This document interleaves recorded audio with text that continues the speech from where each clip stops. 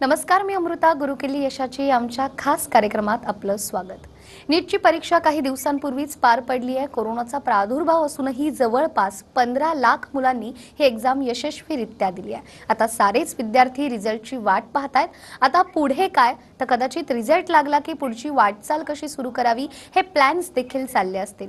तर आजच्या भागात आपण हेच जाणून घेणार आहोत की रिझल्ट तर लागणारच आहेत, पण त्यानंतर वैद्यकीय शिक्षणासाठी विद्यार्थ्यांसमोर नेमके कोणते पर्याय असू शकतील.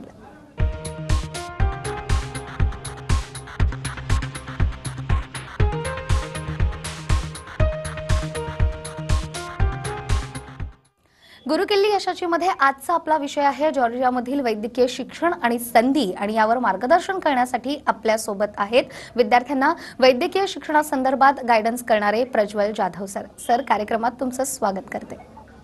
धन्यवाद.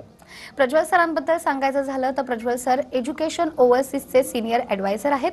एज्युकेशन ओव्हरसीजच्या संस्था या मुंबई, पुणे, जळगावमध्ये देखील आहेत. गेल्या 6 वर्षापासून त्यांनी अनेक विद्यार्थ्यांना गायडन्स केलेलं आहे. त्याचबरोबर अनेक विद्यार्थी आज भारतामध्ये चांगल्या हॉस्पिटल्समध्ये देखील कार्यरत आहे. तर आज आपल्या चर्चेचा हाच विषय असणार आहे की भारतामध्ये आणि परदेशात कोणते मेडिकल कॉलेजेस किंवा युनिव्हर्सिटीज विद्यार्थ्यांनी निवडाव्यात. सर, नुकतीच नीटची परीक्षा पार पडलेली आहे. रिझल्टही काही दिवसांवरच आता येऊन ठेपलेले आहेत. तर वैद्यकीय क्षेत्रात विद्यार्थ्यांना भारतामध्ये MBBS आणि BDS करायचं असेल तर प्रवेश प्रक्रियेसाठी नेमक्या कुठल्या बाबी महत्त्वाच्या ठरणार आहेत? निश्चितच जसं तुम्ही म्हटलात की जी 13 सप्टेंबर 2020 रोजी नीटची परीक्षा पार पडली, साधारणपणे संपूर्ण भारतातून 15 लाखाहून अधिक विद्यार्थ्यांनी ही नीटची परीक्षा दिलेली आहे. तर जेव्हा तुम्ही विचारलं की महत्वाची बाबी काय असू शकतात जेव्हा एका विद्यार्थ्याला वैद्यकीय क्षेत्रामध्ये प्रवेश करायचा असतो, तर सर्वप्रथम मी सर्व विद्यार्थ्यांना सांगू इच्छितो, जर तुम्हाला वैद्यकीय क्षेत्रामध्ये म्हणजेच MBBS, BDS, आयुष कोर्सेस म्हणजेच आयुर्वेदा, युनानी, सिद्धा, होमिओपॅथी, BMS, BHMS हे असे कोर्सेस ज्याला आपण म्हणतो, या सर्व कोर्सेसमध्ये जर तुम्हाला प्रवेश मिळवायचा असेल तर नीट ही बंधनकारकच आहे. जर असं कोणी तुम्हाला म्हणत असेल की विदाऊट नीट ही तुमचा प्रवेश होऊ शकतो, तर असं नाही आहे, कारण की नीट ही बंधनकारकच आहे. त्याच्यानंतर सर्वात महत्वाची दुसरी बाब म्हणजे काउन्सिलिंग राऊंड्स आणि कॅप राऊंड्स. भारतामध्ये वैद्यकीय क्षेत्रामध्ये प्रवेश प्रक्रिया जी असते ती काउन्सिलिंग राऊंड्स आणि कॅप राऊंड थ्रूच होते. तर ह्या महत्वाच्या गोष्टींकडे नीट क्वालिफाय करणं, नीटची परीक्षा देणं आणि संपूर्ण वैद्यकीय प्रवेश प्रक्रिया ही काउन्सिलिंग आणि कॅप राऊंड थ्रूच होते, हे मी तुमच्या माध्यमातून सर्व विद्यार्थ्यांना सांगू इच्छितो. अगदीच. त्यामुळे ही परीक्षा देखील तितकीच महत्त्वाची आहे. मात्र ज्याचा आता तुम्ही उल्लेख केला कॅप राऊंड, तर हा देखील खूप महत्त्वाचा रोल यात प्ले करतोय. तर काही विद्यार्थी असेही असतील त्यांना ही प्रोसेस काहीशी गोंधळून टाकणारी असेल, तर मग अशा विद्यार्थ्यांना आपण कशा प्रकारे मदत करता? नक्कीच कॅप राऊंड किंवा काउन्सिलिंग राऊंड जेव्हा विद्यार्थी ऐकतात तर बऱ्याचशा वेळेला कन्फ्यूज होऊन जातात. तर सोप्या भाषेत सांगायचं झालं तर 2 प्रकारचे काउन्सिलिंग राऊंड असतात भारतामध्ये. एक उदाहरण द्यायचं झालं, जर एक विद्यार्थी महाराष्ट्रामध्ये राहतो आणि महाराष्ट्राच्याच एका वैद्यकीय शाळेमध्ये, एका वैद्यकीय कॉलेजमध्ये त्याला जेव्हा प्रवेश मिळवायचा असतो, तेव्हा तो स्टेट काउन्सिलिंग राऊंड थ्रू त्याचं ऍप्लिकेशन किंवा त्याचा फॉर्म भरतो. जर महाराष्ट्रातील विद्यार्थ्याला महाराष्ट्र बाहेर किंवा दुसऱ्या कुठल्या राज्यामध्ये जेव्हा ऍडमिशन हवं असतं, त्यावेळेला तो सेंट्रल काउन्सिलिंग राऊंड ह्याच्या थ्रू ऍडमिशनची प्रोसेस पुढे नेतो. जर आता आपण स्टेट काउन्सिलिंग राऊंड बद्दल बोलायचं झालं तर एक नवीन अपडेट आहे. उदाहरण द्यायचं झालं तर जेव्हा एका विदर्भातील विद्यार्थ्याला विदर्भाच्याच एका मेडिकल कॉलेजमध्ये ऍडमिशन हवं असेल, तेव्हा त्याला पूर्वी 70% प्राधान्य होतं, आणि जेव्हा विदर्भाच्या एका विद्यार्थ्याला मुंबईमध्ये प्रवेश हवा असेल एका मेडिकल कॉलेजमध्ये, तेव्हा तो 30% प्राधान्यामध्ये यायचा.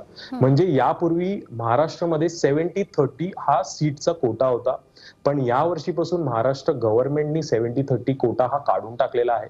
त्याच्यामुळे वन महाराष्ट्र वन मेरिट या बेसिसवरच महाराष्ट्रामध्ये मेडिकल क्षेत्रामध्ये ऍडमिशन होणार आहे. नक्कीच एक आनंदाची बातमी आहे ही महाराष्ट्रातील विद्यार्थ्यांसाठी. त्याच्यानंतर जर काउन्सिलिंग राऊंड बद्दल बोलायचं झालं तर एक रूपरेषा सांगायची काउन्सिलिंग राऊंडची, म्हणजे सुरुवातीला ऑनलाईन रजिस्ट्रेशन असतं, मग ते स्टेट काउन्सिलिंग असू दे किंवा सेंट्रल काउन्सिलिंग असू दे. त्याच्यानंतर फिजिकल डॉक्युमेंट व्हेरिफिकेशन होतं विद्यार्थ्यांचं. त्याच्यानंतर प्रेफरन्स किंवा चॉईस फिलिंग ज्याला आपण म्हणतो, म्हणजे तुमच्या आवडीचे जे कॉलेजेस आहेत किंवा तुमच्या स्कोर अनुसार तुम्हाला कॉलेजेसची प्रेफरन्स टाकावी लागते आणि त्याच्यानंतर first list, second list, mop up rounds असे बऱ्याचशा एमबीबीएसच्या लिस्ट निघतात. तर निश्चितच ही काउन्सिलिंगची किंवा ही ऍडमिशनची प्रोसेस आहे. पण मी हे तुमच्या आवर्जून सांगू इच्छितो की या काउन्सिलिंग प्रोसेसमध्ये जर तुम्हाला एक चांगलं कॉलेज हवं असेल किंवा सीट हवी असेल तर मेरिटमध्ये येणं हे अतिशय इम्पॉर्टंट असतं. तुम्ही मेरिटमध्ये असाल तर निश्चितच तुम्हाला एक चांगलं कॉलेज तुमच्या काउन्सिलिंग राऊंडमध्ये निश्चितच भेटेल. अगदीच. त्यामुळे या प्रवेश प्रक्रियेसाठी मेरिटही असणं तितकंच महत्त्वाचं आहे. मग जे विद्यार्थी पास झालेत किंवा क्वालिफाईड झालेत अशा विद्यार्थ्यांसाठी मग यानंतर नेमके कोणते पर्याय असू शकतात? निश्चितच अतिशय चांगला प्रश्न तुम्ही विचारलेला आहे. भारतामध्ये जर आपण पाहिलं तर साधारणपणे 80 ते 82 हजार एमबीबीएसच्या सीट्स अवेलेबल आहेत. त्यातील जर तुम्ही बघाल म्हणजेच 50% 40 ते 42 हजार हे गव्हर्नमेंट कॉलेजचे सीट्स असतात. प्रायव्हेट कॉलेजमध्ये सीट बघाल तर एक्सपेन्सिव्ह असल्यामुळे एक सर्वसाधारण परिवाराला, विद्यार्थ्याला ते अफोर्डेबल असं नसतं. तर निश्चित असे बरेचसे विद्यार्थी असतात जे मेरिटमध्ये नाही आले किंवा ते प्रायव्हेट कॉलेजमध्ये अफोर्ड नाही करू शकले. त्यांच्यासाठी एक अतिशय उत्तम पर्याय असू शकतो, तो म्हणजे परदेशी एमबीबीएस करण्याचा. निश्चितच जर आपण भारताचा आकडा पाहिला तर साधारणपणे 30 वर्षापासून भारतातून हजारोच्या संख्येने विद्यार्थी हे परदेशी एमबीबीएस करण्यासाठी जात आहेत. आता त्याचं कारण काय नक्की? तर अफोर्डेबल एज्युकेशन. बऱ्याचशा वेळेला मिसकन्सेप्शन असतं महाराष्ट्राच्या विद्यार्थी आणि त्यांच्या पालकांमध्ये की बाबा अब्रॉडमध्ये शिक्षण हे एक्सपेन्सिव्ह असतं. तर असं नाहीये. जर आपण टॉप एमबीबीएस डेस्टिनेशन्स पाहिलेत जसं रशिया, युक्रेन, जॉर्जिया, फिलिपिन्स, इथे अतिशय अफोर्डेबल एज्युकेशन आहे. अतिशय अफोर्डेबल ट्युशन फीज म्हणजेच 2 ते 4 लाख वार्षिक ट्युशन फीज या खर्चामध्येही चांगल्या पद्धतीने एमबीबीएस होऊ शकतं. आणि जे भारतीय विद्यार्थी तिकडे जातात, चांगल्या पद्धतीने शिकतात, अफोर्डेबल एज्युकेशन घेतात आणि भारतामध्ये येऊन चांगल्या हॉस्पिटल्समध्ये प्रॅक्टिस करत आहेत. आणि निश्चितच हा अशा विद्यार्थ्यांसाठी जे मेरिटमध्ये नाही आले अतिशय चांगला पर्याय असू शकतो.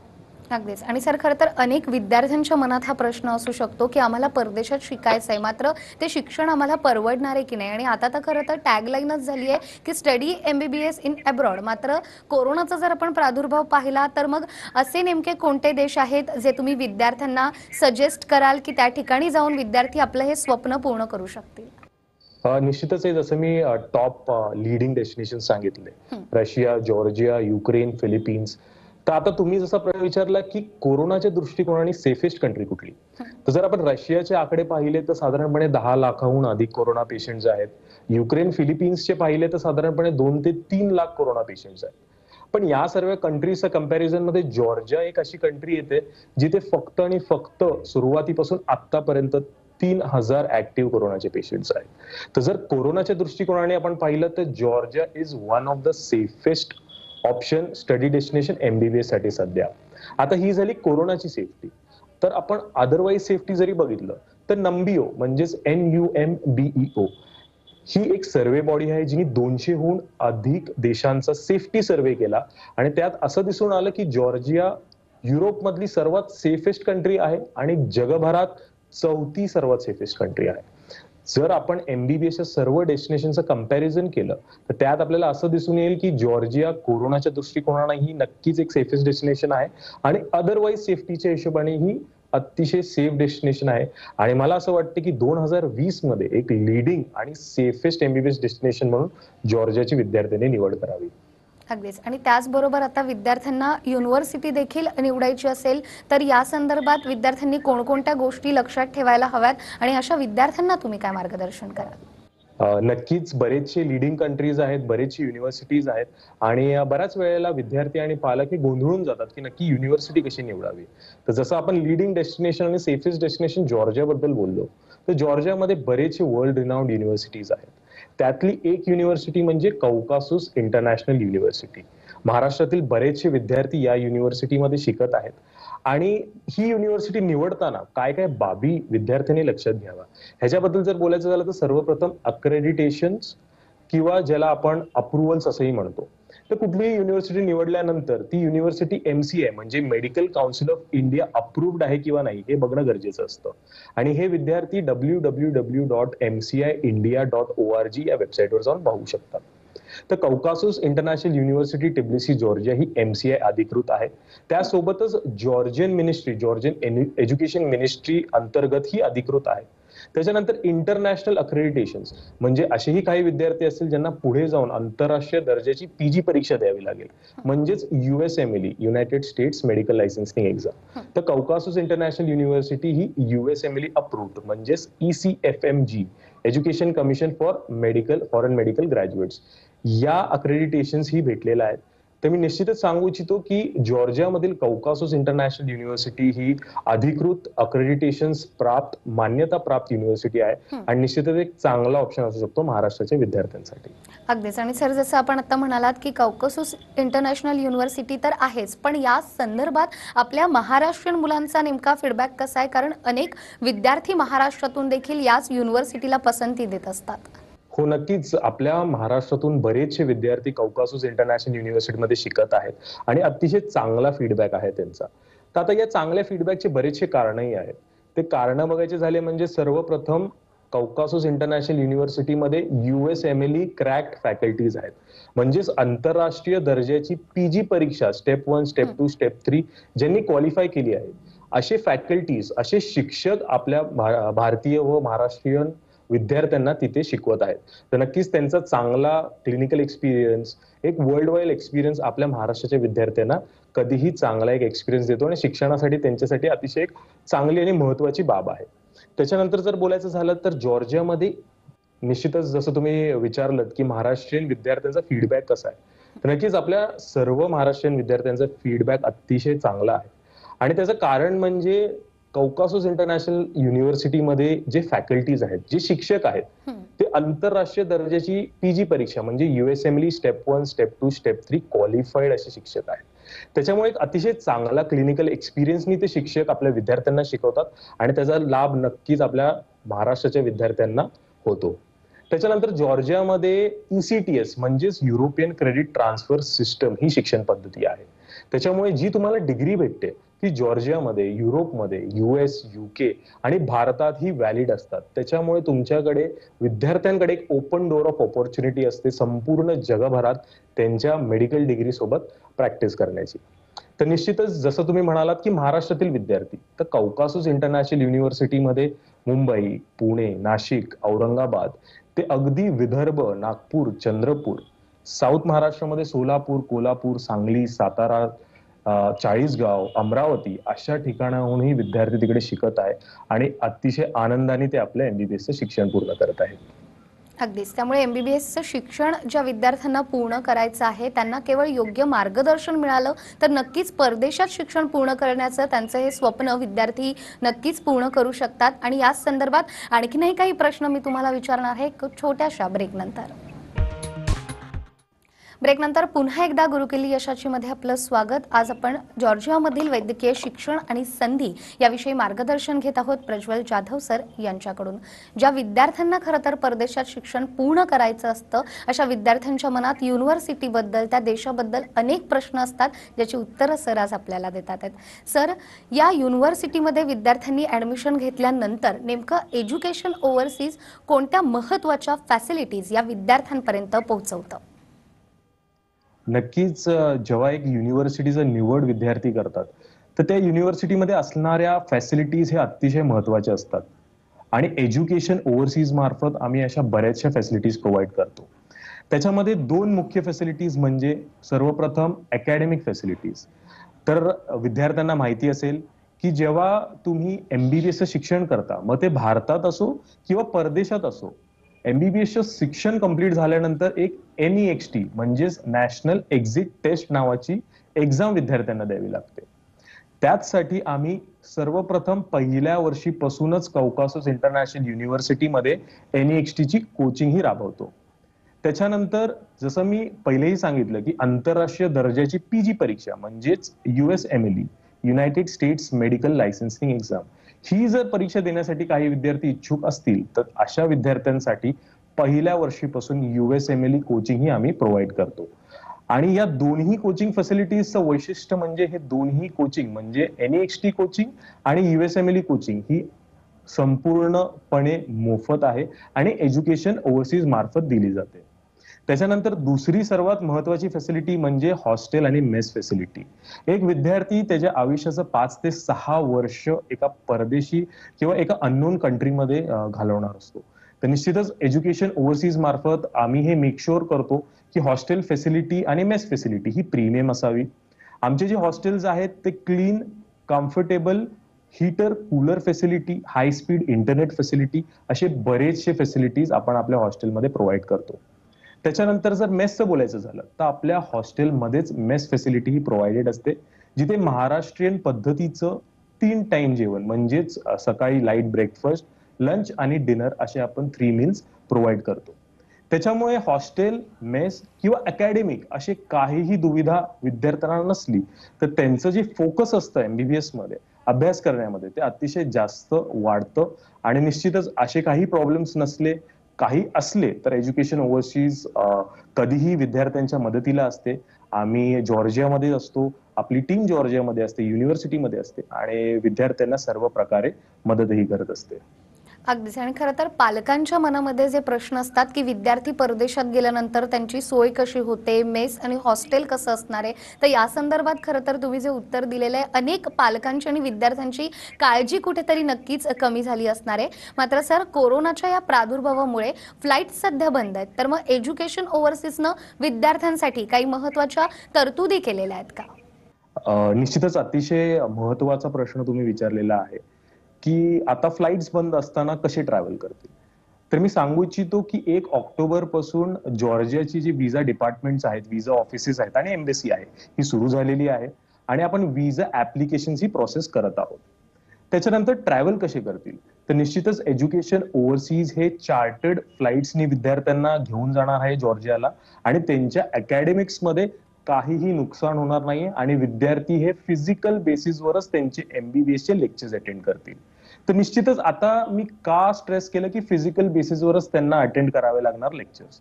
तर एमसीआयच्या म्हणण्यानुसार ऑनलाईन लेक्चर्स एमबीबीएस मध्ये हे इनव्हॅलिड असे आहेत. तर असे भरपूर विद्यार्थी असतील जे ऑनलाईन रित्या एमबीबीएसचं शिक्षण करत असतील तर मी त्यांना सांगू इच्छितो की एमसीआय हे गृहीत धरणार नाही आहे.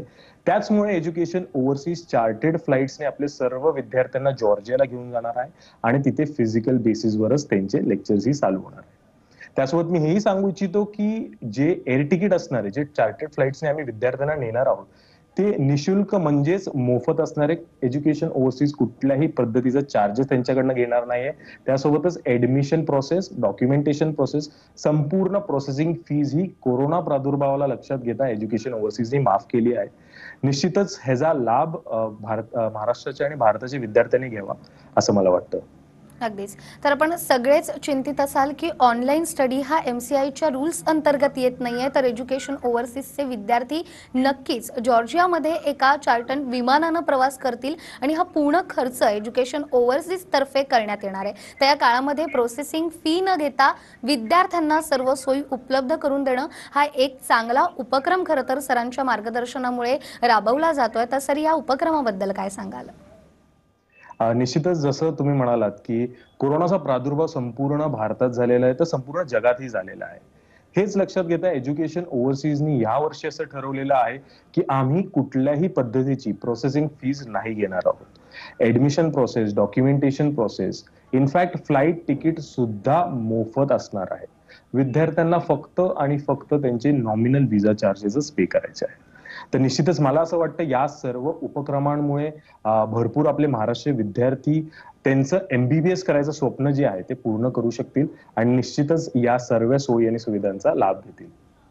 तर सर, खरं तर खर्चाबद्दल अनेक पालकांना आणि विद्यार्थ्यांना प्रश्न असतो, मात्र याही प्रश्नाचं उत्तर तुम्ही दिलेलं आहे. आता ज्या विद्यार्थ्यांना आपलं स्वप्न पूर्ण करायचंय त्यांना योग्य मार्गदर्शनाची केवळ आवश्यकता आणि त्यासाठी तुम्ही आहातच. त्यामुळे जाता जाता तुम्ही विद्यार्थ्यांना काय सांगाल?